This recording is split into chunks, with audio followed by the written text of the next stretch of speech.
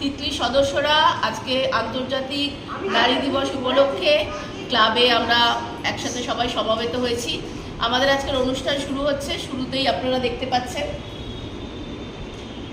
আমাদের জন্য একটা কেক এসছে, সুন্দর একটা হোর্ডিং বানানো হয়েছে শুধুমাত্র আমাদের জন্য। চিন্তা নারীকেই করতে হবে।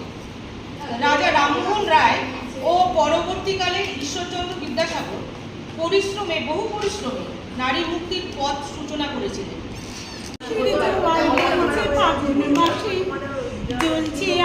কৃষ্ণ চূড়াসী